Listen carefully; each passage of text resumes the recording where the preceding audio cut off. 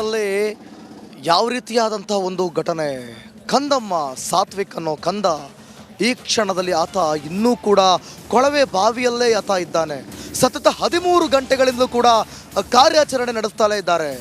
NDRF ಸಿಬ್ಬಂದಿಗಳು, SDRF ಸಿಬ್ಬಂದಿಗಳು ನಿರಂತರವಾಗಿ ಡ್ರಿಲ್ ಮಾಡೋ ಮುಖಾಂತರ ಕೇವಲ ನೋಡಿ ಇಲ್ಲಿವರೆಗೂ ಸತತ 13 ಗಂಟೆಗಳು 14 ಗಂಟೆಗಳ ನಂತರದಲ್ಲಿ ಇನ್ನು ಕೇವಲ ಅರ್ಧ ಅಡಿ ಮಾತ್ರ ಬಾಕಿ.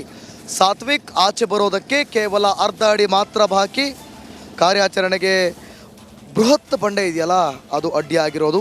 ಒಂದು ಕಡೆ ಕಾರ್ಯಾಚರಣೆಗೆ ಬೃಹತ್ ಬಂಡೆ ಅಡ್ಡಿಯಾಗಿದೆ ಅಂತ ಒಂದು ಕಡೆ ಹೇಳಿದ್ರೆ, ಮತ್ತೊಂದು ಕಡೆ ಎಲ್ಲೋ ಆ ಬಂಡೆಯೇ ಒಂದು ರೀತಿಯಲ್ಲಿ ಸಾತ್ವಿಕನ ಜೀವದ ಉಳಿವಿಗೆ ಕಾರಣ ಆಯಿತು ಅಂತಲೂ ಕೂಡ ಇಲ್ಲಿ ಮಾತುಗಳು ಕೇಳಿ ಬರ್ತಾ ಇದೆ. ಯಾಕಂತಂದರೆ ಖಾಲಿ ಮಣ್ಣಾಗಿದ್ದರೆ ನಿಮಗೆ ಬಹಳ ಕಷ್ಟ ಆಗ್ತಾ ಇತ್ತು. ಸೊ ಹಾಗಾಗಿ ಬಂಡೆ ಇದ್ದಿದ್ದರಿಂದ ಒಂದು ರೀತಿಯಲ್ಲಿ ಎಲ್ಲೋ ಒಂದು ಕಡೆ ಆ ಹುಡುಗನ ಸಾತ್ವಿಕನ ಬಾಯಿಗಾಗಿರ್ಬೋದು, ಮೂಗಿಗಾಗಿರ್ಬೋದು ಮಣ್ಣು ಹೋಗೋದಕ್ಕೆ ಸಾಧ್ಯ ಆಗಲಿಲ್ಲ.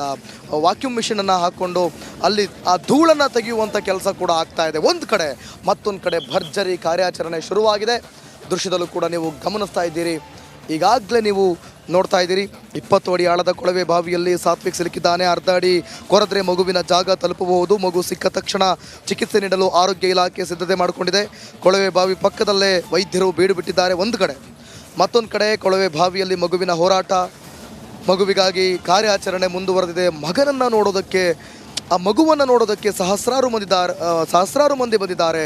ಮಗನನ್ನು ಉಳಿಸಿಕೊಳ್ಳೋದಕ್ಕೆ ತಾಯಿ ಕಣ್ಣೀರು ಹಾಕ್ತಾ ಆಕೆ ಕಾಯ್ತಿದ್ದಾಳೆ ಅಂತಲೇ ಹೇಳ್ಬೋದು. NDRF ಕಾರ್ಯಾಚರಣೆ ವೇಳೆ ಸಾಕಷ್ಟು ಜನರು ಕೂಡ ನೆರೆದಿದ್ದಾರೆ. ರಿಪಬ್ಲಿಕ್ ಕನ್ನಡದಿಂದ ನಾನ್ ಸ್ಟಾಪ್ ಲೈವ್ ಕವರೇಜ್ ಮಾಡ್ತಾ ಇರೋದು ನಾವಂತೂ ನಿಜಕ್ಕೂ ಕೂಡ ನೆನ್ನೆ ರಾತ್ರಿಯಿಂದಲೂ ಕೂಡ ಪ್ರತಿಯೊಂದು ಹಂತದಲ್ಲೂ ಕೂಡ ಯಾವಾಗ ಆ ಒಂದು ಹೋಲ್ ಸಿಗುತ್ತೆ, ಯಾವಾಗ ಆ ಒಂದು ಐಡಿಯಾಲಜಿಯನ್ನು ಬಳಸ್ಕೊಂಡು ಕಾರ್ಯಾಚರಣೆಯನ್ನು ಮಾಡಿ ಮುಗಿಸ್ತಾರೆ ಅನ್ನೋಂಥದ್ದು ಕೂಡ ಪ್ರತಿ ಕ್ಷಣವೂ ಕೂಡ ಒಂದು ರೀತಿಯಲ್ಲಿ ಕಣ್ಣು ಮುಚ್ಚದೆ ನಾವು ಕೂಡ ನೋಡ್ತಾ ಇದ್ದೀವಿ. ಅದ್ರ ಬಗ್ಗೆ ವಿಷಲ್ಸ್ ಕೂಡ ಕಲೆಕ್ಟ್ ಮಾಡ್ತಾ ಇದ್ದೀವಿ.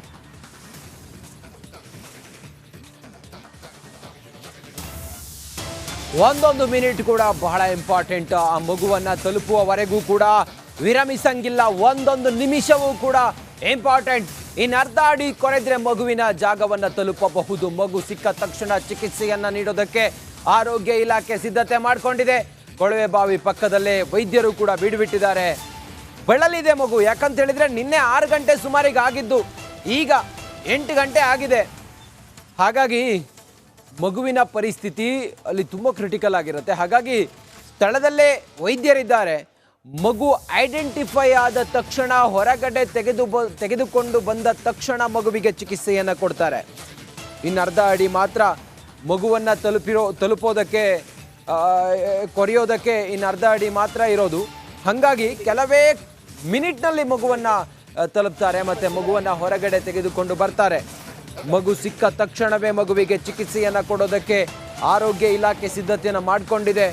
ಕೊಳವೆ ಬಾವಿ ಪಕ್ಕದಲ್ಲೇ ವೈದ್ಯರು ಕೂಡ ಬಿಡುಬಿಟ್ಟಿದ್ದಾರೆ. ಮಿನಿಟ್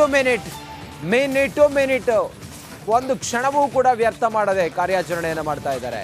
ಸದ್ಯಕ್ಕೆ ಕಾರ್ಯಾಚರಣೆ ಸಾಗರೋಪಾದಿಯಲ್ಲಿ ಸಾಗ್ತಾ ಇದೆ. ಯಾಕಂತ ಹೇಳಿದರೆ ಮಗು ಒಳಗಡೆ ಇದೆ, ಜೀವನ್ಮರಣ ಹೋರಾಟವನ್ನು ಮಾಡ್ತಾ ಇದೆ. ಹೀಗಿರುವಾಗ ಪ್ರತಿ ಕ್ಷಣವೂ ಕೂಡ ಇಂಪಾರ್ಟೆಂಟ್ ಆಗಿರೋದ್ರಿಂದ ಹಸುಗೂಸೋದು 1 ವರ್ಷ 2 ತಿಂಗಳಾಗಿದೆ ಮಗುಗೆ. ಹಾಗಾಗಿ ಆದಷ್ಟು ಬೇಗ ತಲುಪುವಂಥ ಪ್ರಯತ್ನದಲ್ಲಿದ್ದಾರೆ. ನುರಿತ ತಜ್ಞರಿದ್ದಾರೆ. ಆ ಕಾರ್ಯಾಚರಣೆ JCBಗಳ ಮೂಲಕ, ಹಿಟಾಚಿಗಳ ಮೂಲಕ ಬಂಡೆ ಸಿಕ್ಕಿದ್ರು ಕೂಡ ಅದನ್ನು ಪುಡಿ ಮಾಡಿ ಕಾರ್ಯಾಚರಣೆಯಲ್ಲಿ ಅಲ್ಲಿ ಸಿಬ್ಬಂದಿ ತೊಡಗಿದ್ದಾರೆ. ಸದ್ಯ ಕಾರ್ಯಾಚರಣೆಯ ದೃಶ್ಯವನ್ನು ಗಮನಿಸ್ತಾ ಇದ್ದೀರಿ. ಮತ್ತೊಂದು ಆಕ್ಸಿಜನ್ ಪೂರೈಸಿದ್ದಾರೆ. ಅದ್ರ ಜೊತೆಗೆ ಮಗುವಿನ ಪಾದ ನೋಡಿ, ಮಗುವಿನ ಚಲನವಲನದ ಬಗ್ಗೆ ಫುಟೇಜ್ ಕೂಡ ರಿಪಬ್ಲಿಕ್ ಕನ್ನಡಕ್ಕೆ ಮಾತ್ರ ಸಿಕ್ಕಿದೆ.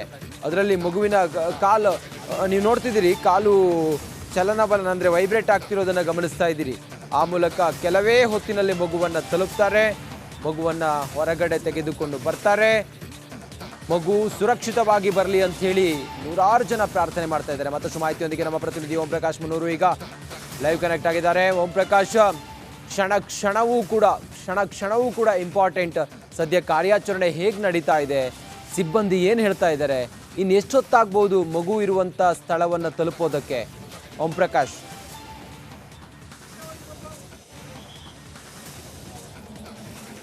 ರಂಜಿತ್, ತೆರೆದ ಕೊಳವೆ ಬಾವಿಯಲ್ಲಿ ಬಿದ್ದಂಥ ಏನು ಮಗುವನ್ನು ತಲುಪೋದಕ್ಕೆ ಇನ್ನೇನು ಕೆಲವೇ ನಿಮಿಷಗಳು ಬಾಕಿ ಇರುವಂಥದ್ದು. ಅಂದರೆ ಈಗಾಗಲೇ 20 ಅಡಿ ಆಳದಲ್ಲಿ ಏನು ಮಗು ಸಿಲುಕಿರುವಂಥದ್ದು. ಸೊ ರಕ್ಷಣಾ ತಂಡ NDRF ಮತ್ತು SDRF ಕೂಡ ಈಗಾಗಲೇ 21 ಅಡಿ ಆಳವನ್ನು ಕೊರೆದಿರುವಂಥದ್ದು. ಆದರೆ ಈಗ ಅಡ್ಡವಾಗಿ ಕೊರೆಯೋದಕ್ಕೆ ಮುಂದಾಗಿರುವಂಥದ್ದು. ಭಾಳ ಪ್ರಮುಖವಾಗಿ ಇನ್ನು ಅರ್ಧ ಅಡಿ ಮಾತ್ರ ಏನು ಅಡ್ಡ ಕೊರೆದ್ರೆ ಮಗು ಇರುವಂಥ ಪ್ಲೇಸ್ಗೆ ಏನು ರಕ್ಷಣಾ ತಂಡ ತಲುಪೋದಕ್ಕೆ ಮುಂದಾಗ್ತಾ ಇರುವಂಥದ್ದು. ಆದರೆ ಇಲ್ಲಿ ಒಂದು ಸಮಸ್ಯೆ ಆಗ್ತಾ ಇರುವಂಥದ್ದು ಅಂದರೆ ಒಂದು ಬಂಡೆಗಲ್ಲು ಕೂಡ ಸಿಕ್ಕಿರುವಂಥದ್ದು. ಆ ಬಂಡೆಗಲ್ಲನ್ನು ಒಡೆಯೋದಕ್ಕೆ ಇದೀಗ ರಕ್ಷಣಾ ತಂಡ ಮುಂದಾಗಿರುವಂಥದ್ದು. ಹಾಗಾಗಿಯೇ ಸ್ವಲ್ಪ ಏನು ರೆಸ್ಕ್ಯೂ ಕಾರ್ಯದಲ್ಲಿ ಒಂದು ಸ್ವಲ್ಪ ಅಡಚಣೆ ಆಗ್ತಾ ಇರುವಂಥದ್ದು. ಆದರೂ ಕೂಡ ಏನು ಎರಡೂ ತಂಡ SDRF ಮತ್ತು NDRF ಎರಡೂ ಕೂಡ ಏನು ಅತ್ಯಂತ ಸಾಗರೋಪಾದಿಯಲ್ಲಿ ಆ ಒಂದು ರಕ್ಷಣಾ ಕೆಲಸವನ್ನು ಮುಂದೆ ಮಾಡ್ತಾ ಇರುವಂಥದ್ದು. ಇನ್ನು ಮತ್ತೊಂದು ಕಡೆ ಈಗಾಗಲೇ ಆ ಟೆಂಟ್ ಏನು ಹಾಕಿದ್ದಾರೆ ಅಲ್ಲಿ ಆ ಕೊಳವೆ ಬಾವಿ ಇರುವಂಥದ್ದು. ಆ ಕೊಳವೆ ಬಾವಿಯ ಇರುವಂಥ ಪ್ಲೇಸ್ನಲ್ಲಿ ಈಗಾಗಲೇ ಏನು ಅಧಿಕಾರಿಗಳು ಆಕ್ಸಿಜನ್ ಪೈಪ್ ಮೂಲಕ